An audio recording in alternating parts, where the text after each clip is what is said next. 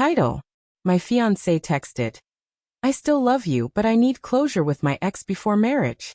The night before our wedding invitations were supposed to be sent out, I was sitting in my apartment, finalizing the guest list. My phone buzzed, and when I saw her name, Emily, I smiled automatically.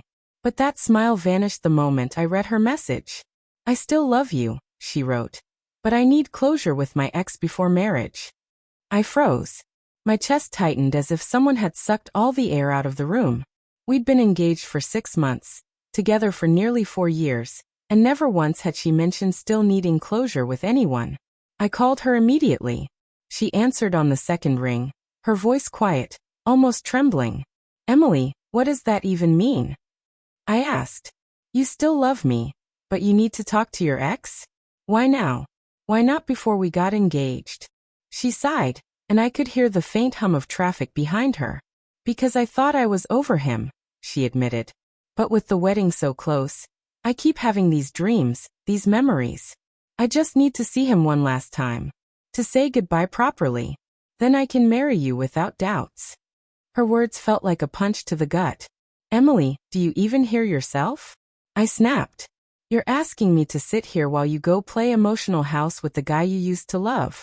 That's not closure. That's reopening something that should be dead and buried.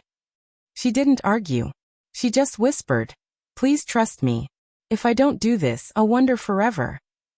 I hung up without saying another word. My hands were shaking as I set the phone down. The apartment around me suddenly felt cold and unfamiliar, like a place I didn't belong. Was this really the woman I was about to promise forever to? Sleep was impossible that night. I kept replaying her message in my head, each word carving a deeper crack in my chest. By sunrise, I knew one thing for sure. Whatever happened next would decide whether there was even a wedding left to save. 2 days later, Emily texted me that she was going to meet him that afternoon. She didn't ask for permission, didn't check if I was okay with it. She simply informed me. That told me everything about where her priorities were. I didn't reply. I just sat in my car outside her apartment, staring at the steering wheel, debating if I should confront her before she left. In the end, I let her go. If she needed this closure, she could have it. But I wasn't going to beg her to choose me. Hours passed with no word from her.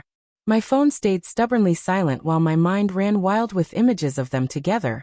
Laughing, reminiscing, maybe even touching. Each thought was a fresh stab. Finally, just past midnight, she called. Her voice sounded raw, as if she'd been crying. Can we talk? She asked. Sure, I said flatly. When she arrived at my place, she looked exhausted, mascara smudged under her eyes. She sat on the couch and stared at her hands for a long time before speaking. We talked for hours, she said finally. He apologized for everything, for how he hurt me, for the way we ended. And I told him I was engaged. I folded my arms. And, did that feel like closure to you? Or did it feel like something more? Tears welled in her eyes. I'm not going to lie, it was emotional. But it also made me realize something.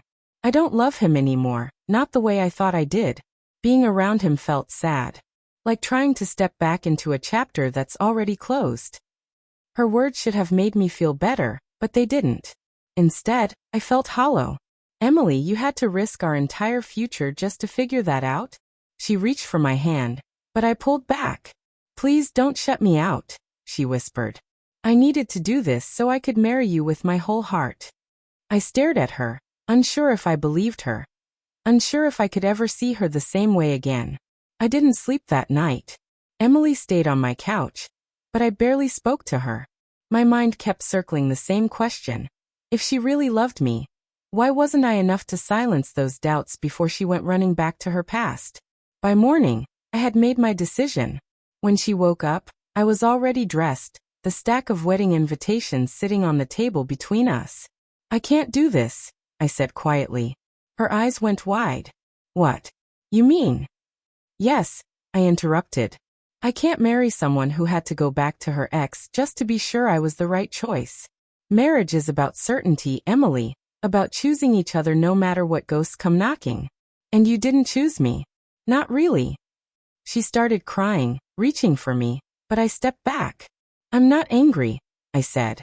At least not anymore. I just can't spend my life wondering if the next time you feel confused, you'll need to run back to him again, or someone else. I deserve a partner who doesn't question whether I'm the one." Emily sobbed, telling me she'd made a mistake, that she just needed reassurance, that she loved me and didn't want to lose me.